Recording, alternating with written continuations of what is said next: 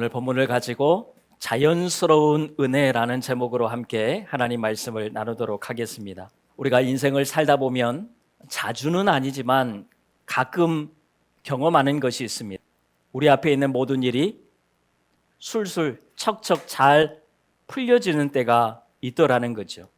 자주 그러면 좋겠지만, 매일 그러면 좋겠지만, 그러지 않고 어느 때에 가끔은 정말 모든 일이 일사천리로 해결될 때가 있습니다. 마치 누군가가 미리 다 준비해 놓은 것처럼 어쩜 그렇게 딱 맞게 일이 이루어질까요?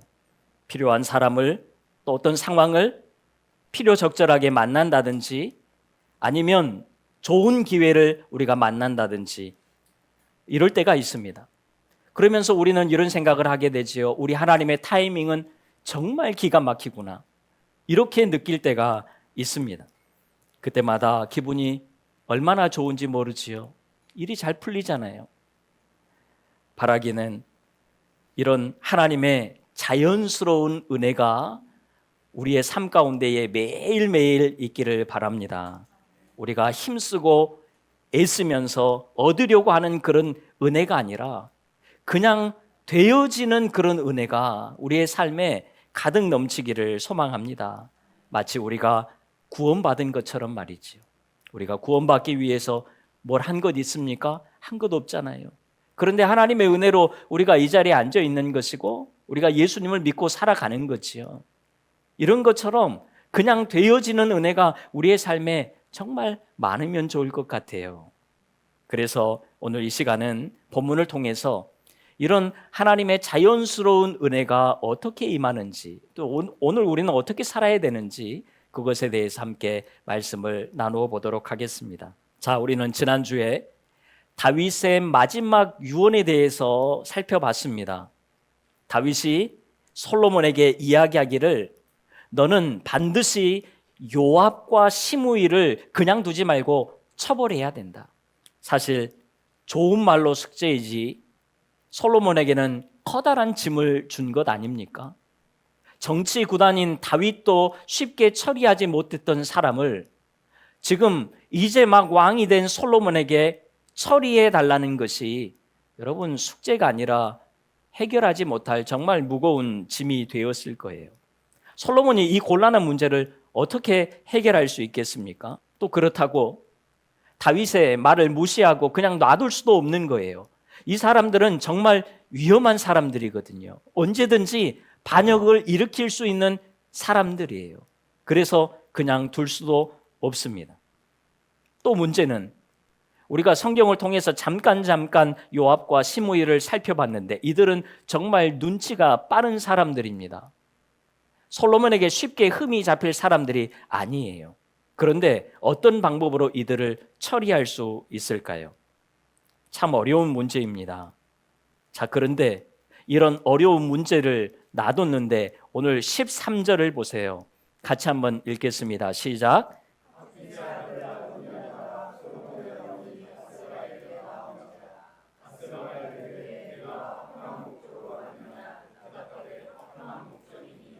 아도니아가 누구지요? 우리가 이미 1장에서 살펴봤던 것처럼 스스로 왕이 되려고 했다가 밀려난 솔로몬의 이복형입니다. 그런데 이 아도니아가 어느 날 갑자기 밧세바를 찾아와서 이야기를 하는 거예요. 그러면서 자신의 청이 하나 있는데 이것을 반드시 들어줘야 된다라고 이야기를 합니다. 그리고는 수넴 여자 아비삭을 자기의 아내로 달라라고 이야기를 하는 거예요. 갑자기 나타나서 이 이야기를 합니다. 여러분, 아비삭은 또 누굽니까? 우리가 1장 가장 앞부분에서 잠깐 언급되었던 다윗의 노년에 옆에서 돌봤던 여인이지요. 어떻게 보면 다윗의 후궁과도 같은 셈이지요. 그런데 지금 아들이 아버지의 후궁을 아내로 달라는 것입니다.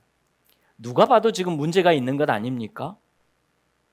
그리고 사실 이 모습은 어떻게 보면 솔로몬 왕권에 도전하는 것처럼도 보여지죠. 아무리 아도니아는 그런 의도가 아니었다고 할지라도 누가 봐도 지금 그렇게 보일 수밖에 없는 거예요. 여러분, 당시 고대 근동에서는 가끔 자기의 왕권을 과시하기 위해서 아버지의 후궁을 범했던 그런 경우들도 적지 않아 있습니다.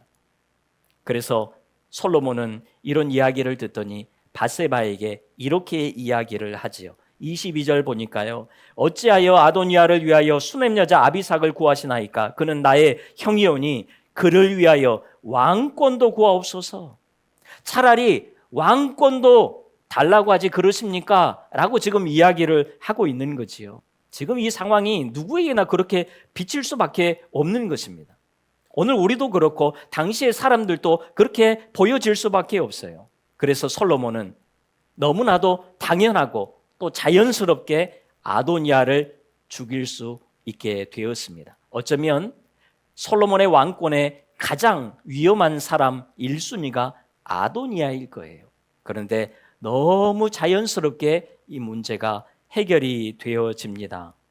자, 그러면서 자연스럽게 누구의 이름이 거론이 될까요?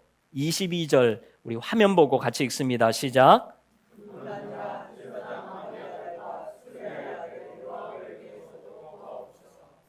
아비아달과 요압의 이름이 자연스럽게 소환이 됩니다.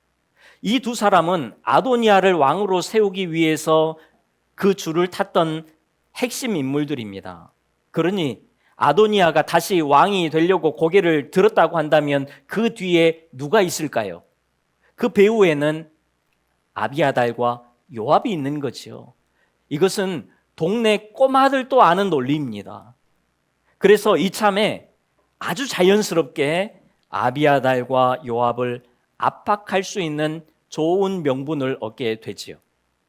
그래서 먼저 아비아달을 압박합니다. 그런데 아비아달을 압박하는 내용을 여러분들이 나중에 한번 다시 읽어보시면 너는 마땅히 죽을 자이지만 아버지 다윗과 하나님 아버지를 위해서 힘썼기 때문에 죽이지는 않겠다. 이렇게 제사장 아비아달에게 이야기를 합니다. 그러면서 고향으로 추방을 하는 거예요. 그런데 제사장의 모든 직분을 파면시키고 쫓아내는 거예요. 그러니까 목숨만 살아있는 것이지 제사장 아비아달 입장에서는 마치 죽은 것과 같은 거죠. 더 이상 제사장의 일을 할 수 없기 때문에 그렇습니다. 자, 그러면서 이제 요압 차례가 됩니다. 사실 우리가 성경을 봐도 지금 아도니아는 반역을 일으키려고 한 것은 아니었던 것 같아요. 자, 그러면 아도니아가 반역을 일으키려고 한 것이 아니었다면 지금 요압도 이 반란에 가담한 것이 아닙니다. 예전에는 가담을 했다고 할지라도 지금은 가담을 한 게 아니에요. 그래서 요압도 아비아달처럼 가만히 있었으면 되지 않았겠습니까? 처리를 당해봤자 뭐만 당할까요? 자격이나 재산을 몰수당한다든지 아니면 유배를 당한다든지 이 정도로 끝났을 거예요. 그런데 요압이 아도니아의 죽음과 아비아달의 추방의 소식을 듣더니 어떻게 합니까? 28절 보세요. 그 소문이 요압에게 들림에 그가 여호와의 장막으로 도망하여 제단불을 잡으니 그냥 자기가 당장 살아야 되겠다고 제단으로 가서 제단불을 잡고 버티고 있는 거지요. 여러분 누가 봐도 도둑이 제발 저리는 모습 아닙니까? 반역을 진짜로 준비한 것처럼 보여져요. 그것이 들통나서 도망가서 제단불 잡고 있는 모습처럼 보입니다. 그래서 솔로몬은 또 너무 자연스럽게 이 요압을 끌어내서 죽일 수 있게 되는 거지요. 정말 우리가 생각했을 때에 이 요압을 처리한다는 문제는 쉬운 문제가 아니었는데 정말 너무 자연스럽게 쉽고 간단하게 처리가 되어지는 것을 볼 수가 있어요. 여러분 지금 이 상황을 보면서 하나님께서 어떻게 역사하시는지가 조금 보이십니까? 하나님이 일하시는 것이 보이세요? 우리는 성경의 역사서를 살펴볼 때에 내용을 이해하고 또 교훈을 얻는 것도 중요합니다. 그러나 진짜 중요한 것은요, 이 성경의 역사 속에서 하나님께서 어떻게 역사하시는지를 우리는 보아야 한다는 거예요. 그것이 우리가 역사서를 보는 방법이고 이유입니다. 여러분 아도니아가 갑자기 고개를 들므로 인해서 자연스럽게 요압까지 소환이 된 것입니다. 그렇지 않으면요, 이 요압을 끌어내는 것이 보통 어려운 것이 아니에요. 그런데 마침 아도니아가 이렇게 해주는 거지요.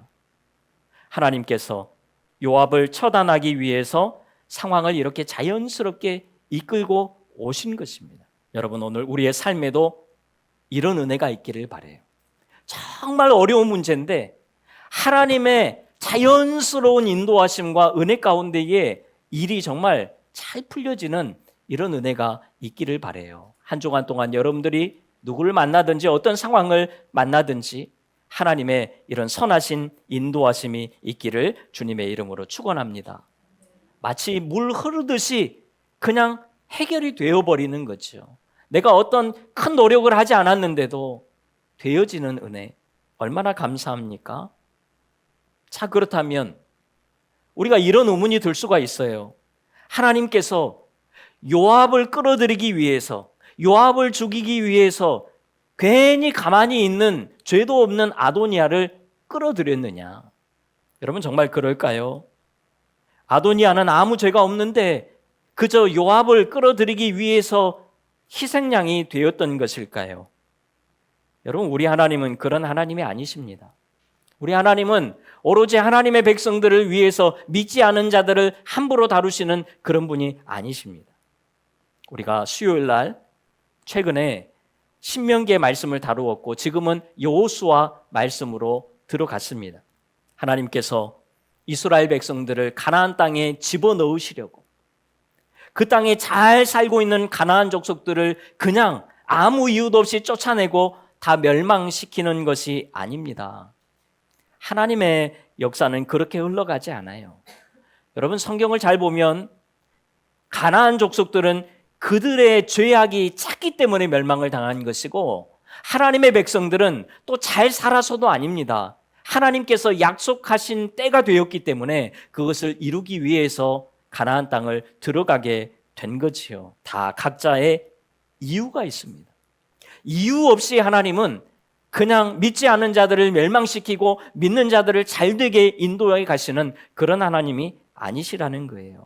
그러니까요, 아도니아와 또 제사장 아비아달 그리고 요압이 처리된 것은 그저 솔로몬의 왕권을 강화시키기 위한 하나님의 방법이 아니고요, 그들 각자의 문제 때문에 그렇게 되었다는 것입니다. 자, 그러면 아도니아의 문제는 뭘까요? 1장에서 솔로몬이 분명하게 경고를 했습니다. 열왕기상 1장 52절 같이 읽지요. 시작. 솔로몬이 이르되 그가 만일 선한 사람일진데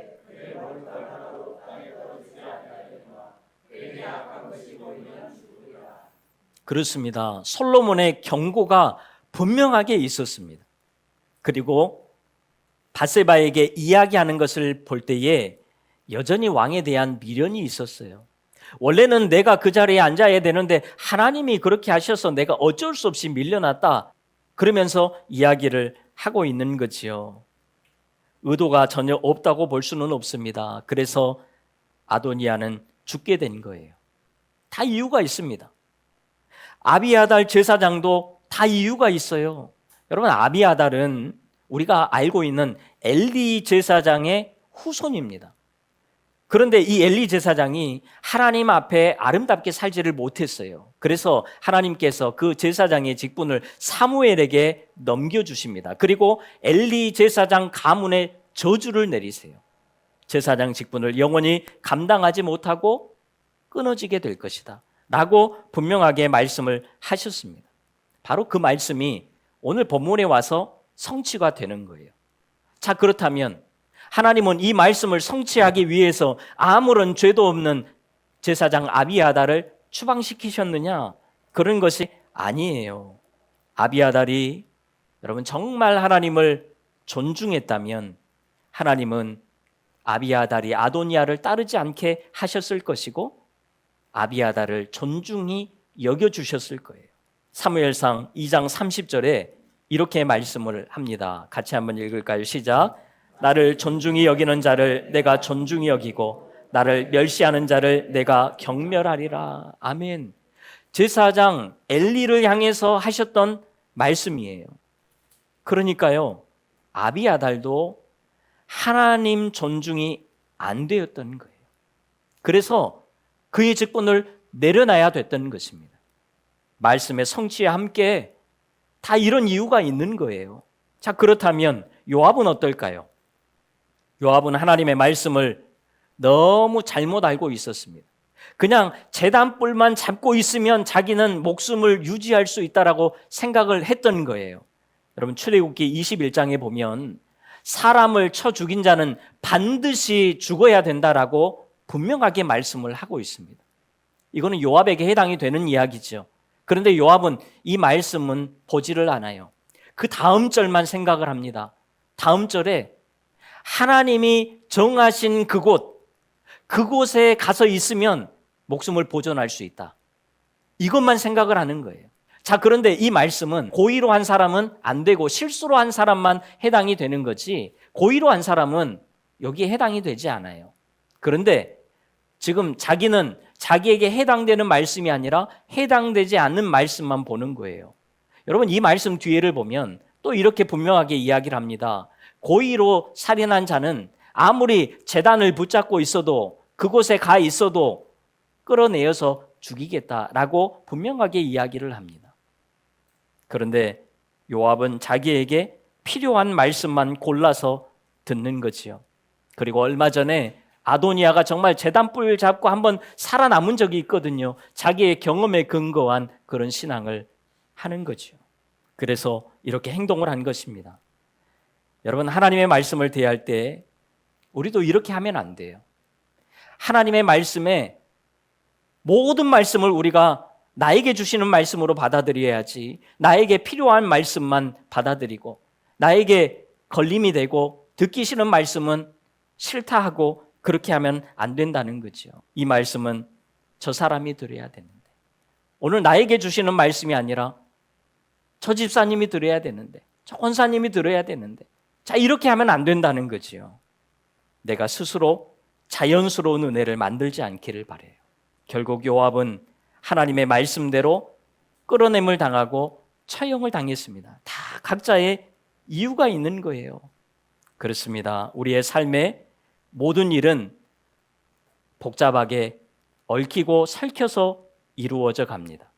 우리는 때로 단순하게 살아갈지라도 하나님께서는 이 모든 것들을 정확하게 다 맞추고 조절해 가시는 거예요.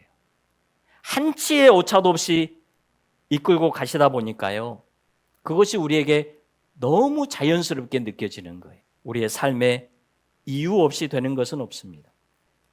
그리고 우리 하나님은 절대로 실수하지 않으시는 분이세요. 하나님께서 실수하지 않으시기 때문에 오늘 우리의 삶에 찾아오는 모든 일 또한 하나님께서 허락하신 거예요. 우리의 연약함 때문에 찾아온 것일 수도 있고, 우리의 연단을 위해 찾아온 것일 수도 있습니다. 고난이 찾아오고 염려가 찾아오고 질병이 찾아올 수도 있습니다.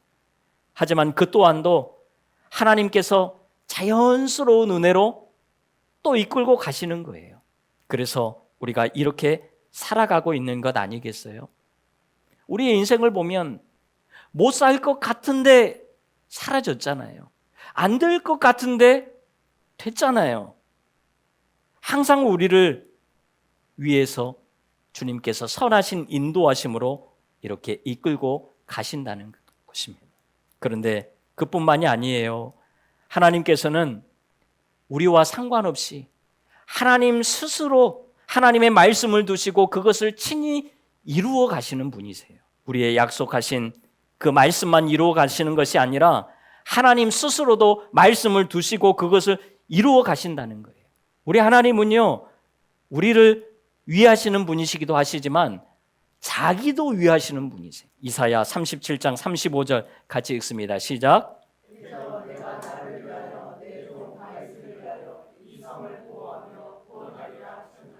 아멘.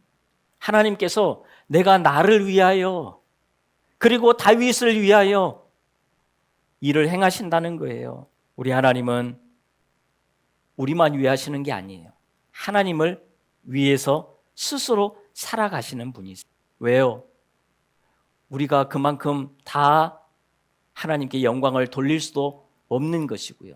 우리의 불완전함으로 하나님을 온전히 높일 수 없기 때문에 그렇습니다. 하나님 스스로 다 해나가시는 거예요. 그러면서 우리의 삶에 이 모든 은혜를 자연스럽게 녹아내시는 분이십니다. 그러니 여러분, 우리에게 은혜가 없을 수 있을까요?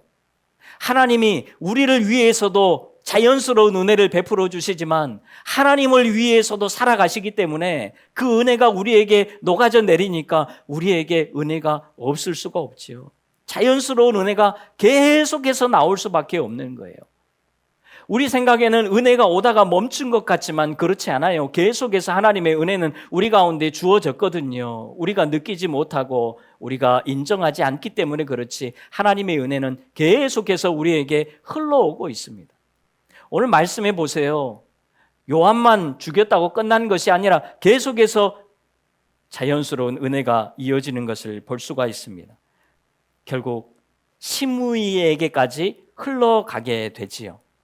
여러분, 지금 솔로몬은 반역자 하나하나 지금 골라내는 이 일을 하고 있습니다. 자, 그렇다면 반역자 리스트에 올라가 있는 또 중요한 한 사람이 있겠지요.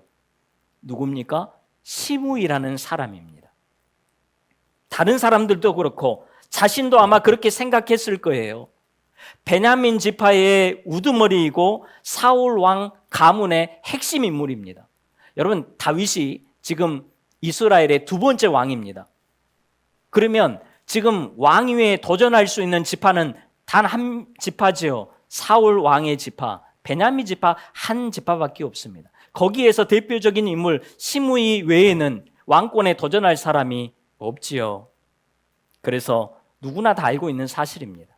시므이도 솔로몬이 예루살렘을 벗어나지 말라고 이야기를 할 때에 그냥 그 말을 좋게 받아들이고 그렇게 하겠다고 이야기를 합니다. 분위기상 거부할 수도 없거든요. 그냥 자연스럽게 이렇게 되는 거예요. 솔로몬은 이미 시므이를 간파했습니다. 경솔하다는 것을 알고 있었어요. 여러분, 경솔한 사람들의 특징이 뭡니까? 말을 쉽게 해버립니다. 말을 쉽게 했기 때문에 그 말을 지키기가 어려워요. 그게 경솔한 사람들의 특징입니다.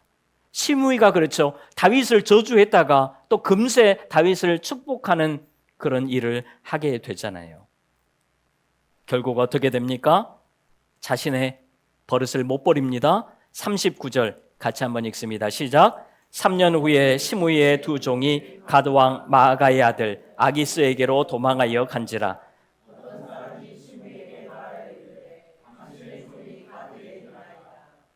자, 그래서 시므이는 이 종을 잡기 위해서 직접 예루살렘을 벗어나서 가드로 내려갑니다.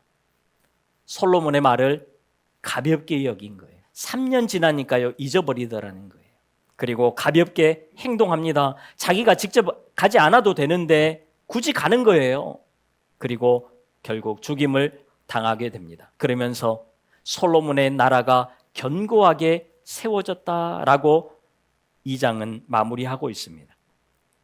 그러면서 다윗은 자신에게 주어진 숙제를 지혜롭게 다 해결하는 것을 우리가 살펴보게 됩니다. 바라기는 이런 하나님의 자연스러운 은혜가 오늘도 우리의 삶 가운데에 매일매일 있기를 간절히 바랍니다. 아니요, 바라는 것이 아니라 이미 우리에게는 하나님의 자연스러운 은혜가 매일매일 흘러오고 있어요. 우리가 그것을 얼마나 느끼고 살아가느냐, 이 문제인 거예요. 하나님은 나에게는 왜 이렇게 은혜를 주시지 않지? 저 사람에게는 왜 은혜를 주시는데 나에게는 없지? 그게 아니에요. 하나님은 우리에게도 계속해서 각자마다 필요한 은혜로 자연스럽게 공급해 주고 있습니다. 이것이 너무 자연스럽다 보니까 우리가 못 느끼는 것일 수도 있습니다. 그러나 분명한 것은 하나님은 오늘도 우리의 삶에 직접 개입하셔서 끊임없이 너무 자연스럽게 계속해서 은혜를 공급해 주신다는 사실이에요. 이번 한 주간 하나님의 세밀하고 치밀한 그 인도하심을 느끼고 또 누리며 살아가는 우리 귀한 성도님들 다 될 수 있기를 간절히 바랍니다. 왜 나에게만 은혜를 안 주시나? 그러지 마십시오. 하나님의 은혜는 충분히 우리에게 임하고 있어요. 왜 저 사람에게만 은혜가 가지? 그게 아니에요. 오늘 우리에게도 너무 자연스러운 하나님의 은혜가 계속해서 임하고 있습니다. 오늘도 우리와 함께 하시는, 우리와 늘 동행하시는 그 주님과 함께 믿음으로 한 주간도 잘 살아내시는 우리 귀한 성도님들 다 되시고, 또 하루하루 하나님이 우리와 함께 하시고 우리에게 은혜를 주시는데, 여러분 그 하루가 의미 없는 하루가 있겠습니까? 하루하루 의미 있게 또 주님과 함께 능력 있게 살아가는 우리 모두가 다 될 수 있기를 간절히 소망합니다. 그래서 우리의 삶에도 하나님께서 견고하게 하시는 이런 놀라운 은혜가 충만할 수 있기를 주님의 이름으로 축원합니다. 기도하겠습니다. 하나님, 우리의 삶 속에 자연스러운 하나님의 은혜가 끊임없이 임하는데 우리가 이것을 기억하고 한 주간은 충분히 경험하고 누리며 살아갈 수 있는 우리 모두가 되게 하여 주시옵소서. 예수님의 이름으로 기도하옵나이다. 아멘.